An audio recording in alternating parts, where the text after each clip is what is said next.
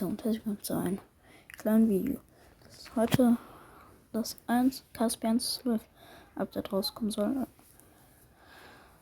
Dachte ich mir, also wenn ihr es seht, sollte es draußen rauskommen, weiß ich jetzt nicht. Das hat euch mir. Wir gucken einfach mal von KSP Vergleiche und los. Ja, Ilo. Ja, viel besser, Junge. Viel besser.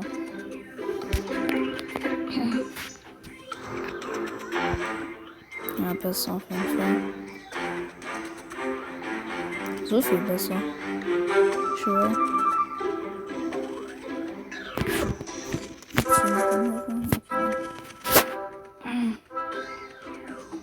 Ja, viel besser, Junge.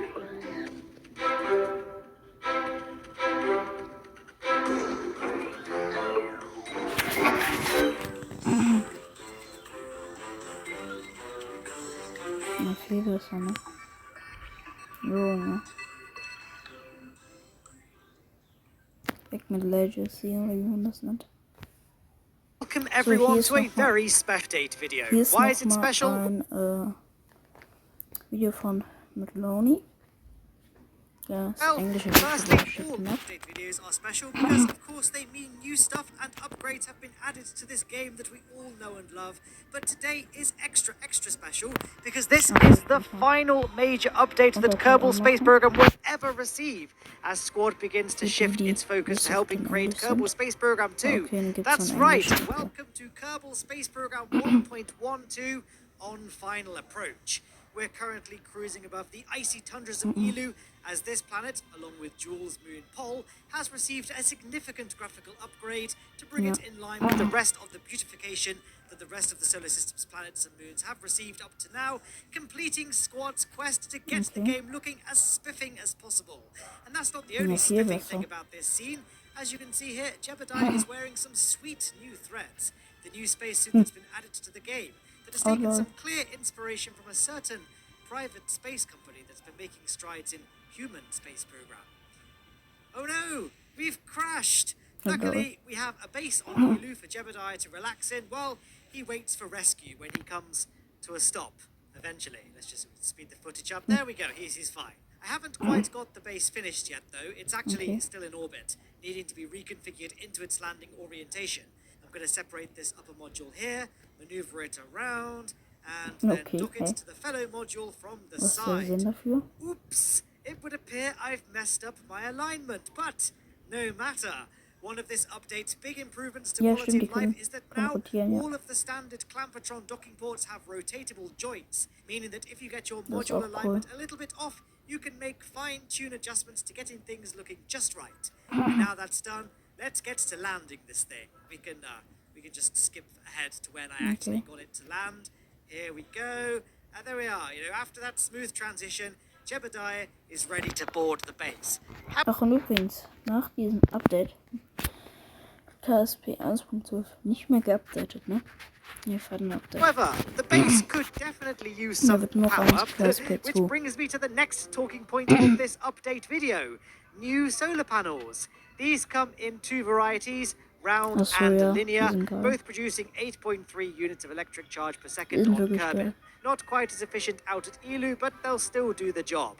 They come in both extendable and retractable, and then just extendable versions. Here I've got the extension-only variant, but you can set them up to be able to retract as well at the expense of slightly increased mass. And here's a great little time-lapse shot here that not only demonstrates how the solar panels can orient themselves to face the sun, and it also gives you a nice overview of that beautiful texture upgrade that Eeloo has received. Now, Jebediah probably has a bit of a wait until a rescue mission can arrive, so I fitted this component to the surface base, the Starshot 32, which contains 32 fireworks that he can launch at his pleasure to keep himself entertained. And as you can see, you've got a great selection of customization options for these fireworks. You can choose the colors, the trail type, the burst type, as well as the launch velocity and the explosion delay, aka how soon after launch the firework explodes. And here I am just spamming the launch button and trying out all the different trail types and burst types to give you an idea of what they all look like, though I would imagine you could get a better sense of what they look like when you get this update for yourself, which is free to all owners of Kerbal Space Program. And don't worry about the fireworks exploding too close to your surface base. As you can see, we can set them to explode the second they launch pretty much, and it doesn't do any damage to our solar panels or any other aspect of our surface base, so Jebediah can rest easy. Here we are in the vehicle assembly building because I want to showcase some other new parts in addition to the new panels that we've already talked about, and that is new flag pieces. Kann ich zu Solarpanel machen? I've launched this crap because I want to showcase this new feature about struts, which is amazing. You can now disconnect strut pieces on the fly, so now you don't have to worry about any pesky struts ruining something like a rotating ring station or something like that. Anyway, I'm quickly returning to the vehicle assembly building now because it's not just new parts that we have. We also have some much welcomed UI changes to improve quality of user experience. We now have the ability to create folders for our craft files, so no longer do you have to navigate a really busy list of just random crafts. Now you can categorize and sort them into folders to make navigating to a specific craft much easier. As you can see from the UI, you can also load craft from any save you have, not just the one you have playing right now. Not only is the craft file list much easier to navigate, but now so are quick saves. Now we have a little search box that you can use to locate a specific save file rather than having to just scroll down a big long list. But that's not the only quality of life improvement we have. We now have a maneuver node maker app. I'm sure you're all aware of the tedium of planning out maneuver nodes, but now just one button click plots you a perfect course to your chosen destination. Here, I've used low curve in orbit to the Mun as an example. In addition to the maneuver node app, Squad have also added an alarm clock app, which is basically an integration of the beloved Kerbal alarm clock mod into stock Kerbal Space Program. With this tool, you can program alarms for various scenarios. For example, when a craft reaches a maneuver node, time alarms for various orbital positions like transfer windows, or, in my example here, when a ship reaches periapsis. The alarm automatically drops you out of Time Warp 2, so you can't accidentally zoom past your desired point, and it sounds a nice, hard-to-miss audio alert. A beep, I guess. You can change the sound that the alarm makes, though, in case this isn't exactly music to your eardrums. Of course, to get to space and use these apps, you first of all need to launch your vessel. Now, what you might be used to seeing is when you mouse over the launch icon, you can choose between the Kerbal Space Center, Island Runway, and the Desert Airfield. But now, you can actually go out and discover new launch sites on Kerbin. And if you so happen to discover a launch pad while flying around, or driving around, or whatever really, a little notification will appear on screen telling you so, and after that, you'll be able to select that launch site from the vehicle assembly building. Here, I've discovered the Glacier Lake launch pad, so now, if I go back to the vehicle assembly building after definitely not crashing my plane, I am now able to use it as a launch point for any of my rockets going forward. And no, I'm not going to share the coordinates of this launch site or any of the others. You'll have to find them yourself. There aren't any extraterrestrial ones, they're all on Kerbin. When you've hunted down every last... Warte, was hebt die Koordinaten da drin? Discord.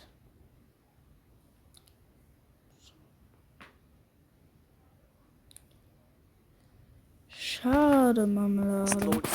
There are also a few new Easter eggs to discover, which again, I'll leave the hunt for those up to you. You may wish to use a rover to aid your exploration, and if that's the case, then I've got good news, because Squad have made some major improvements to the way wheels work in Kerbal Space Program. They fixed previous issues with the stress tolerance and have made many improvements to the suspension and friction models. Additionally, they also have a few new tweakable controls that will help reduce how easy it can be to flip rovers over. Although driver skill is not guaranteed.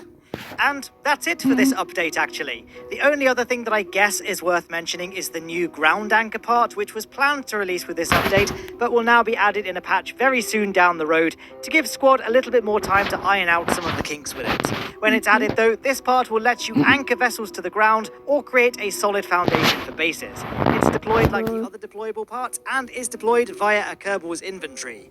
Watch this space for this part. But that really is everything I wanted to talk about with this update. It releases on June the 24th, 2021, available to everyone that owns Kerbal Space Program. So I do hope you enjoyed as much as I've been enjoying it so far. Here is a ridiculous firework Gatling gun to celebrate the end of the video. And I guess on a personal note, thank you, Squad, for the amazing support that you've given Kerbal Space Program over these past 10 years of development. It's really been a wild ride, and I certainly am looking forward to playing this game for many years to come. Thank you everyone so much for watching my preview video, and I will see you in the next one. Oh god, I forgot to rescue Jeb. Ah ja, er hat vergessen, Jeb zu retten. Okay, das war's mit diesem kleinen Video. Lasst ein Like da, wenn es euch gefallen hat. Lasst ein Abo da, um mich kostenlos zu supporten. Und schreibt gerne Fragen und Hashtag in die Kommentare für das Grundabend. Und ciao.